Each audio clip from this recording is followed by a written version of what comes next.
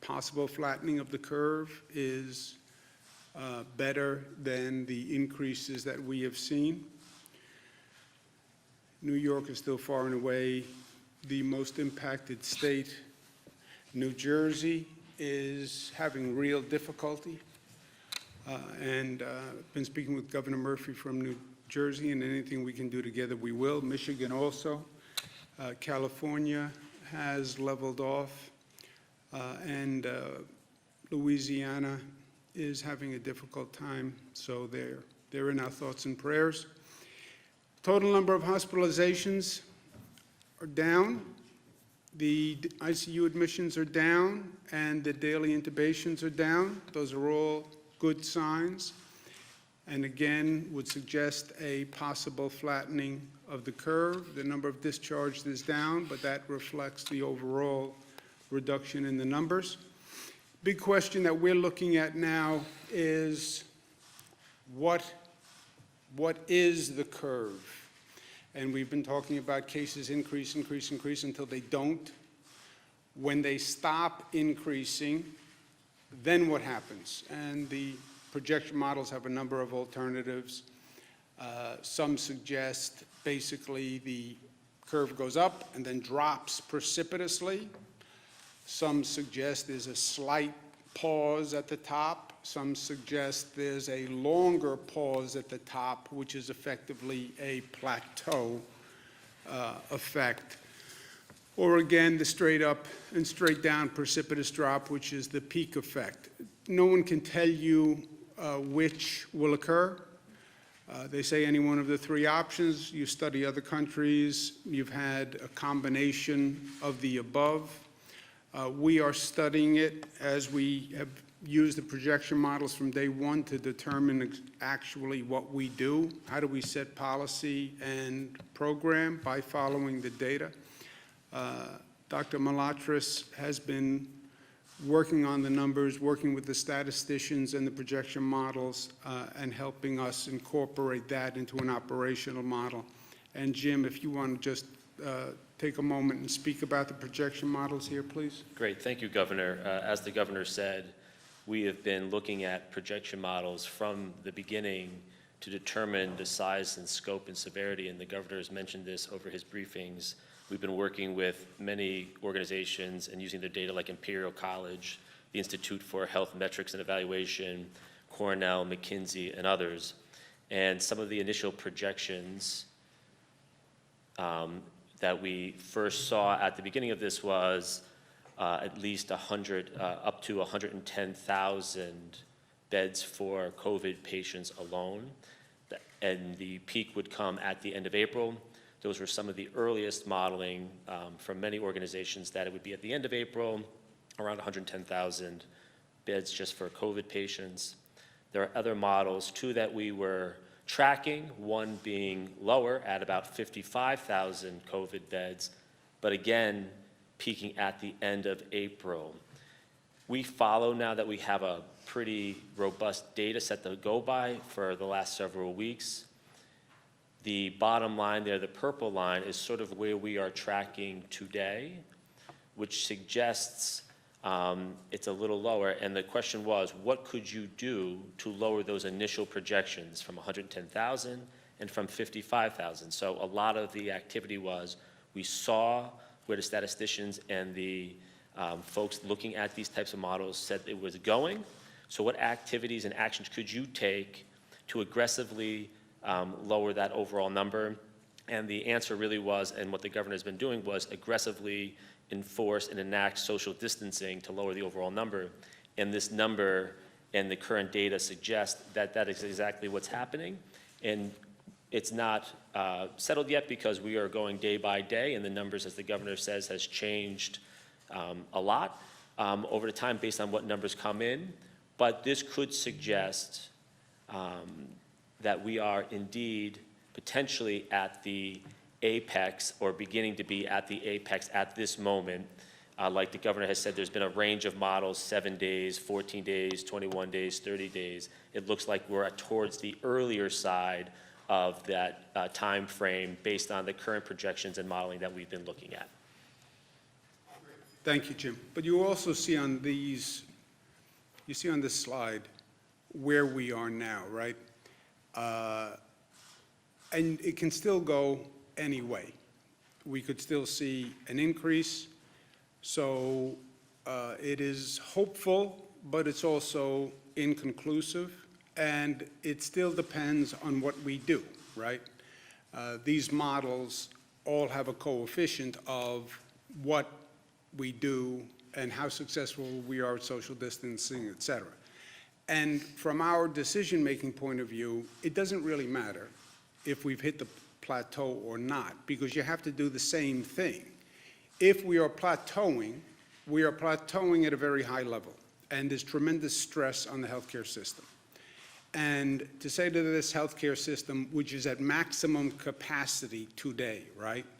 This is a hospital system where we have our foot to the floor and the engine is at red line and you can't go any faster. And by the way, you can't stay at red line for any period of time because the system will blow.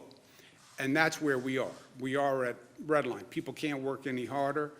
The staff can't work any harder. And staying at this level is problematic. And if we are plateauing, it's because social distancing is working. So we have to make sure the social distancing actually continues.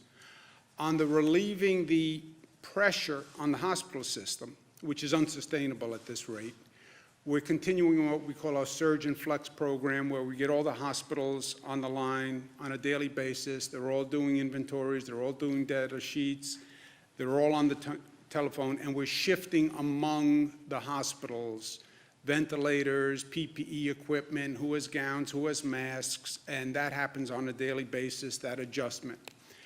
Also, to relieve pressure on the hospital system, the Javits coming online is a very big deal. That is the relief valve for the entire downstate system. The 1,100 military personnel started to come in. 300 were sent to New York City public hospitals to help the New York City public hospital system, the H&H system, which has been under stress. The rest will be going to Javits to bring that up and running to full capacity. That transition is happening now. That is a COVID center now, started as non-COVID, it's now a COVID center. The majority of the military personnel will be coming in tomorrow and the next day, but that Javits Center is going to be a major relief valve. Second, the United States Navy ship Comfort, the original plan was that would come in for non-COVID people. The original plan was it would also be a relief valve on the hospitals, but not for COVID people, that it would take all the non-COVID patients, if you will, from the hospital system. That was the plan. As it turned out, there's not a lot of non-COVID people in the hospital system, which is a separate story, happens to be a good news story. A byproduct of shutting everything down is you have fewer car accidents, crime rate is way down, fewer trauma cases, so there is not a large non-COVID population in the hospitals. I'm going to call the president this afternoon and ask him to shift the Comfort from non-COVID to COVID. Then we would have Javits and the ship Comfort as a relief valve. That's 2,500 beds and 1,000 beds. That's 3,500 beds, which could serve as a relief valve for the whole downstate hospital system. That is the only way we sustain this level of intensity in the hospital system. And I understand what the original plan was with the Comfort, but I understand that there is no preordained strategy here. You have to feel it out day to day, and you have to adjust with the facts. And we don't need the Comfort for non-COVID cases. We need it for COVID. If we had those two facilities as a relief valve, that would make a significant difference. Now, bringing online 3,500 beds is no small task. Northwell Health is going to help us manage those, but they're going to be staffed by military personnel. Only the military could bring in that many people that quickly with that logistical operation.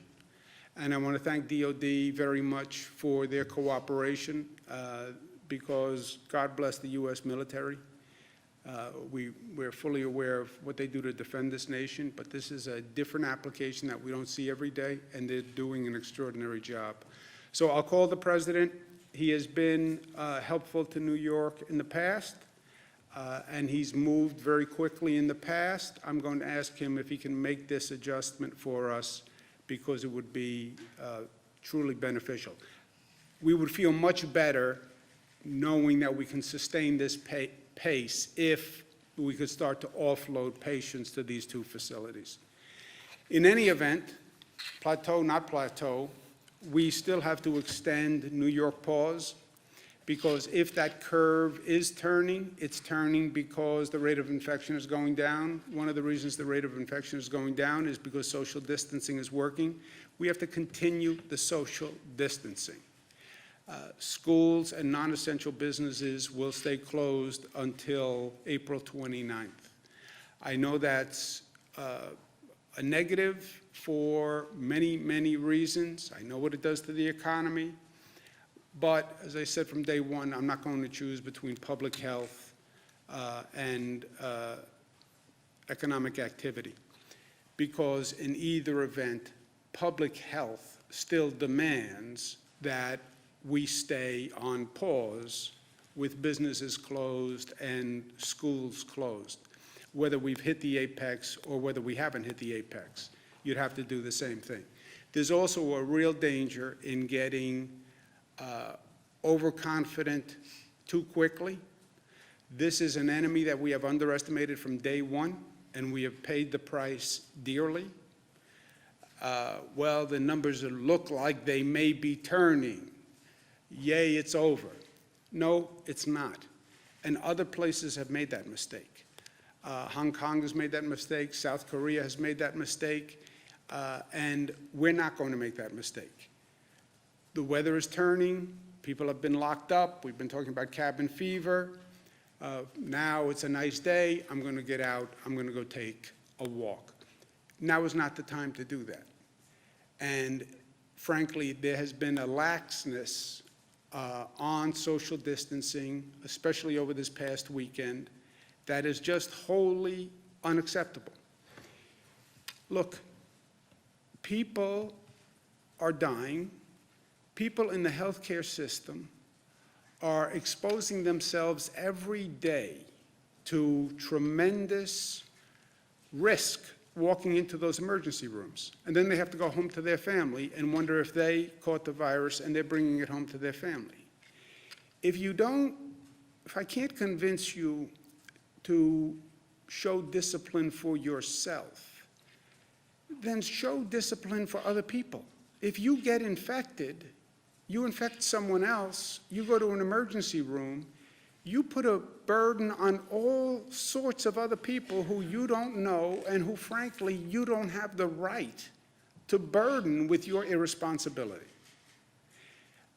And people, especially in New York City, the level of activity is up. Partially the weather made it a nice day. I understand people have been locked up for a long time, but now is not the time to be lax. And it is a mistake. We all have a responsibility. We all have a role in this. We said that from day one. And we have to respect the role that we play. Because the role that we play is a societal obligation. That's how I see it. I want local governments to enforce the social distancing rules. The local governments are charged with enforcement. I want them to enforce them. And I want to be, frankly, more aggressive on the enforcement because all the anecdotal evidence is people are violating it at a higher rate than before. So we're going to increase the potential maximum fine from $500 to $1,000. But it's not really about the fine. Nobody wants the money. We want the compliance. We are serious. And again, if it's not about your life, you don't have the right to risk someone else's life. And you don't have the right, frankly, to take a healthcare staff and people who are literally putting their lives on the line and be cavalier or reckless with them. You just don't have the right. And we want to thank all of the people who are getting us through this every day under very tough circumstances. And we see the illness rate among these essential workers, and we know the sacrifice they're making, and we should respect it. It's that simple. You have the first responders who are out there, your police officers who are out there, the transit workers who have to drive a bus and the train every day, the healthcare workers who are just doing extraordinary work. So let's respect them and let's help them. We're also going to set up a fund run by the Department of Health to assist the healthcare workers with expenses, costs, childcare, et cetera. I want to thank Blackstone for making the first contribution to that fund of $10 million to assist the first responders. I hope other individuals and corporations follow their lead. We're also very aware of the mental health aspect of this situation and the stress and the isolation that this has caused, and people are trying in their own way to grapple with what this means and what is the impact, how do you rationalize this situation. And the mental health aspect of it is very real. Headspace is going to partner with New York. They're an app. They're going to have content for New York and free membership for New York, so we thank them. But we also have an emotional support hotline. We have thousands of mental health professionals who have signed up to volunteer to provide mental health services, so we want people to make sure they know about that and it's available. I talk about perspective a lot, maybe frankly because partially I'm speaking to myself, and I had a good conversation with my daughters last night, Cara and Michaela, who are often wiser than I am and wiser than their years. It's very hard to see the number of deaths we're having. It's frightening, it's disturbing, that amount of loss. I'm the governor of New York. I see my job as preventing that kind of disturbance and negativity and loss for the people of the state. Perspective, we like to think that we can control everything. We can't. We like to think that we can fix everything and fix all the problems for people. We can't. The undeniable truth here is that this virus is a deadly enemy, and we will lose, and we are losing people who are vulnerable to the virus. That can't be controlled. That can't be fixed. Why? That's Mother Nature. That's a question that God can only answer. But control what you can. Do what you can. The challenge is to make sure that we don't lose anyone who could have been saved if our healthcare system was operating fully. Don't lose anyone who you could save. That is a legitimate, ambitious goal of government. And that we have done so far. That we have done so far. Have we saved everyone? No. But have we lost anyone because we didn't have a bed, or we didn't have a ventilator, or we didn't have healthcare staff? No. The people we lost are the people we couldn't save. Not for lack of trying, and not for lack of doing everything that we could do as a society, not only as a government and as a healthcare system. So to the extent we can find peace in that, it helps me. And we are still New York tough, and New York tough means tough, but tough in a New York sense also means compassionate. It means that we are unified. It means that we are loving, because if you're really tough, the really tough guys, they're tough enough to show love. And because we're smart. And that's how we're going to get through this. Questions? State's drug trial of hydroxychloroquine and chlorine going?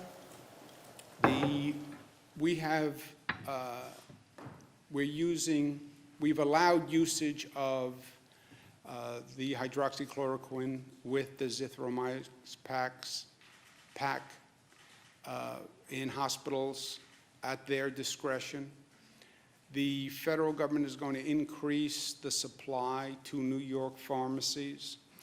We had a 14-day limit on how much you could buy because so many people were trying to buy it. If the federal government increases the supply to New York, which they say they're going to do, then we could lift the 14-day limit. There are a lot of people who rely on this, who were relying on it, people with lupus, et cetera. The tests in the hospital, they won't say that they're too short a period of time to get a scientific report. You know, hospital administrators, doctors want to have a significant data set before they give a formal opinion. Anecdotally, you'll get suggestions that it has been effective, but we don't have any official data yet from a hospital or a quote-unquote study, which will take weeks, if not months, before you get an official study. Is that a fair statement? So promising but not conclusive, it sounds like, On which? on that type of treatment in hospitals. Yeah, there has been anecdotal evidence that it is promising. That's why we're going ahead. Doctors have to prescribe it. There are some people who have pre-existing conditions where it doesn't work, or they're taking medication that's not consistent with this treatment. But anecdotally, it's been positive. We'll have a full test once they have a large enough sample and data set, Jesse. But anecdotally, it's been positive. And if we get an additional supply, we can, which the federal government says they're going to send. I'm going to mention it to the president, actually, when I call him this afternoon with the comfort. I'm going to make a note right now. If they increase the supply, we can lift the 14-day limit ban. Senator, earlier today, there was the notion that the city would maybe be burying these COVID bodies in parks in New York City. Wondering, one, have you heard of that? And two, is there any way the state can lend assistance with managing these bodies? And what do you think about I have heard right? nothing about, I've heard a lot of wild rumors, but I have not heard anything about the city burying people in parks. Would you support that? No, no. What plan do you have to manage these bodies? I know there was. I didn't know that there was an issue. I haven't heard that there was an issue. Has anybody heard that there's an issue? No. Did the city raise any issue? They talked to New York City, I talked to New York City yesterday. I have not heard that this is an issue. Mayor Bill de Blasio this morning requested that the state release more ventilators from its stockpile to the city. To date, how many ventilators have come from the state stockpile to the city, and have they asked for any more at this point? They have not asked for any that they have not gotten. We're releasing 802. The city is basically responsible for the 11 Health and Hospital Corporation hospitals, public hospitals. There are 11 health and hospital corporations. 11 health and hospitals in that system. And I spoke to the head of the system last night. I'm going to speak to, he's going to be on a phone call at 1 o'clock, Dr. Mitch Katz. He had all the equipment he needed, and I'm going to speak to him again at 1 o'clock. So if they need anything, we'll get it to them. Is the 802 combined? Like, that's how many? 802 for the downstate area. Now, every hospital will say to you, I am running low on everything, because they are low on everything. right? When we do these daily surgeon flex discussions, there's no margin for error because we don't have any margin for error. We just don't have the supplies. The whole system is over capacity. So everybody is low on everything. And if they had a wish list, everybody would want, stockpile and a reserve in their own hospital. I get that. We don't have that luxury. I'm taking ventilators from one hospital on a daily basis, bringing them to another, and then shifting them back and forth so every hospital can get through this period. That's why I say it's unsustainable for us. So we're doing that with PPE equipment, we're doing that with ventilators, we're doing that with patients. If we can systematically get patients out of the hospital system into Javits and the Comfort, then you can relieve pressure on the whole system. But the system is running at red line, has been for days. This is the most intense management function that we have ever undertaken. So it's not here, in this situation, it's not what they want, it's what they need. That's what I said. Everybody would want, I want to have 100 ventilators on reserve. I know. It's what you need, and that we're doing on a day-to-day basis. But everyone has what they need. There is no one who said, I'm out of ventilators and I have a critical need who hasn't gotten them. You're calling for. Go ahead. You're calling for increases in crackdowns on social distancing, but we're getting reports of funerals and weddings in Orthodox Jewish communities in Rockland County and in Brooklyn still being attended by hundreds of people. Then they should enforce the rule, Jesse. I don't care if you're Orthodox, Jewish, Catholic, Christian, Muslim, I don't care what. It's not about religious observation. But is there anything you can do with state police or other resources to try to break these The sorts state of? police will enforce it also, but let a local government, it's a job of local government to enforce. I'm doubling the fine. It's my way of saying, this is serious. This is serious. What right do you have to act irresponsibly in a way that could get you sick or someone else sick, and then I have to send an ambulance to pick you up and bring you to an emergency room that's already overburdened, that doesn't have staff, doesn't have supplies, doesn't have ventilators, because you were reckless and irresponsible. You don't have that right. And I have to talk to these healthcare workers all day long. I talk to transit workers. I talk to first responders who, truthfully, nobody wants to put themselves in these situations, and I don't blame them. And they're doing it out of passion and commitment and public service. None of us has the right to be reckless in our own behavior, which compounds the problem we're dealing with. Now is not the time to be playing Frisbee with your friends in the park. It's just not. Now is not the time to go to a funeral with 200 people. Look, I'm living this with my own family. Yes, I understand grieving, and I understand how the religious services can help with the grieving process. And I understand how it's hard not to do that. But as a society, the risk is too great. Enforce the law. The localities have the legal right and responsibility to enforce the law. My doing the penalty, raising the penalty, is my way of saying, do it. Just do your job. What percentage of available ventilators in New York are being used today? Oh, all of them. They're- We're beyond capacity. What about the stockpile, like how much remains in the state's stockpile? We're beyond capacity. We are into the Plan B, C, D that we outlined, right? We are into using BiPAP machines instead of ventilators. We're into splitting ventilators, turning 2 into 1 with 2 sets of tubes. We are into all backup plans that we had. So how many ventilators are still in the state stockpile, though, at this point?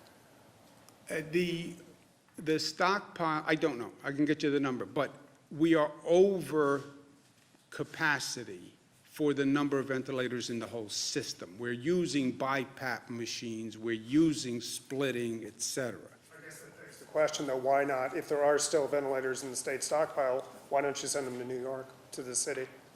No, we don't have anyone who says they need them now who doesn't have them. But you just said they're over capacity. Well, they're using the Plan B, C, D. We can't give everybody a ventilator for every situation. We have 9,000 BiPAP machines, for example.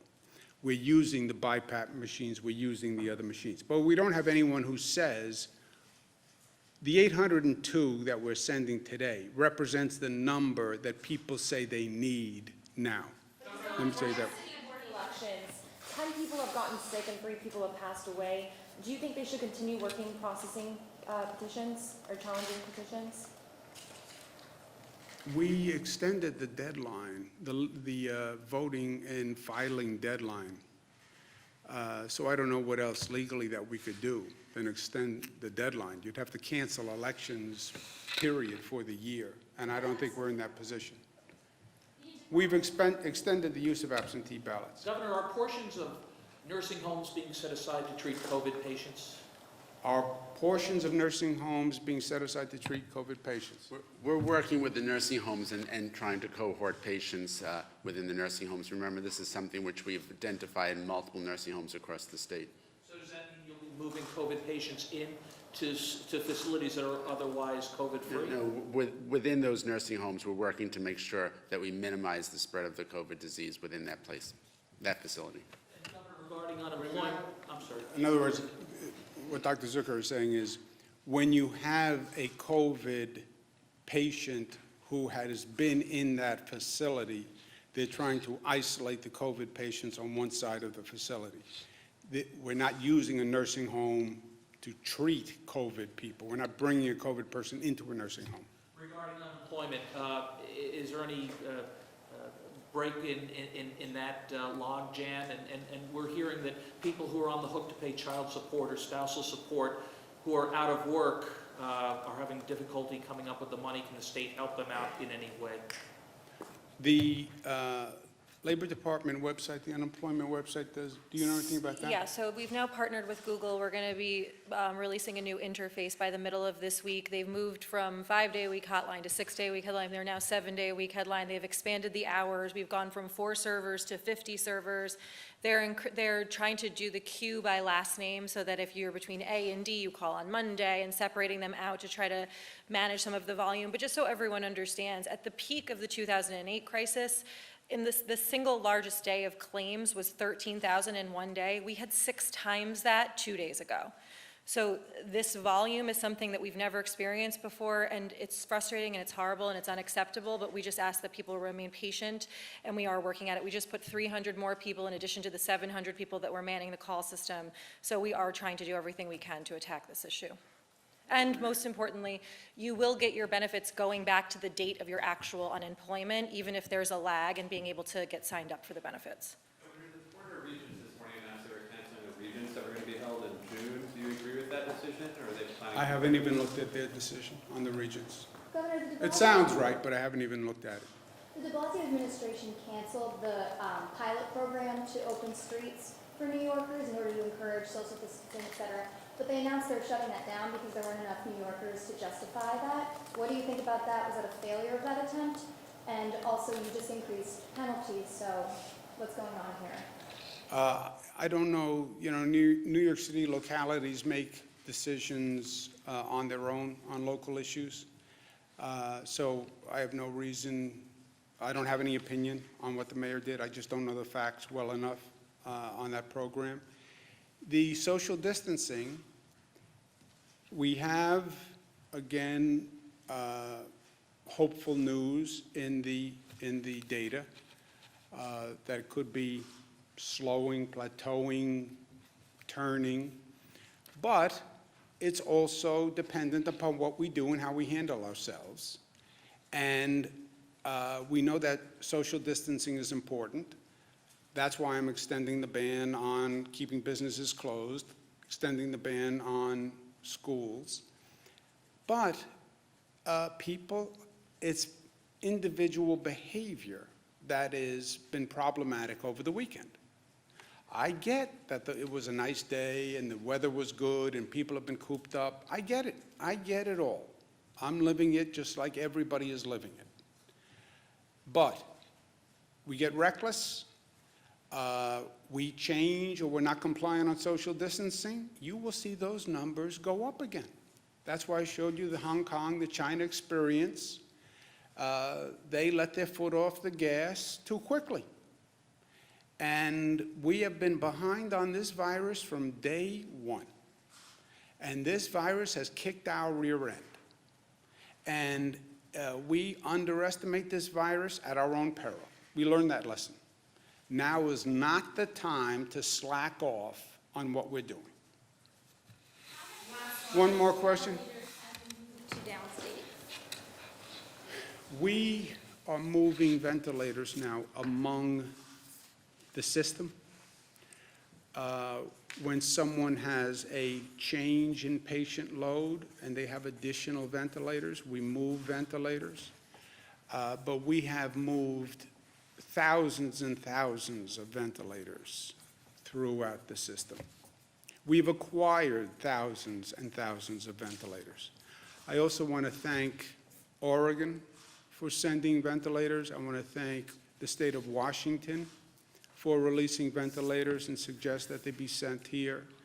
I want to thank California that also this morning released ventilators because they thought that they could be helpful to New York. That is the right attitude. That's the only way we do this as a nation. We're going to have to be flexible and handle the surge as it moves across the country. That's just what we're doing here in this state. Surges in Nassau one night, we move assets to Nassau. Surges in Rockland, we move assets to Rockland. So that's the only way we're going to do it, because the federal stockpile. If the federal stockpile has 9,000 ventilators or 10,000 ventilators, that's not going to do, it's not going to be enough for a nation, right? So you're going to have to get states cooperating and shifting and moving within the country. New York will be first on that list. As soon as we get through this and we have any flexibility in our system, we will be there for every other state, like they have been there for us. And we will lead the charge, the way we always have. Hurricane Katrina, we were the first ones down there, right? So when anyone needs anything, we're there. Right now, healthcare-wide, I'm going to get on the phone with the hospitals now. There is no hospital that needs ventilators that doesn't have ventilators. There's no hospital that needs PPE that doesn't have it within the state system. Again, they're all going to say they're running low because they are, but nobody doesn't have what they need to do their job. And that's my point on perspective. Are we managing this situation the best it can be managed? Yes. Have we lost anyone who we could have saved? I don't believe so. And with that, we can sleep at night. I have to go to work. Thank you, guys. Hospitals are having to give 20% of their unused ventilators. Is that happening this week, or? We don't need any additional ventilators right now. And we have, California has released ventilators, state of Washington has released ventilators. We got 1,000 ventilators from China, so right now we're okay.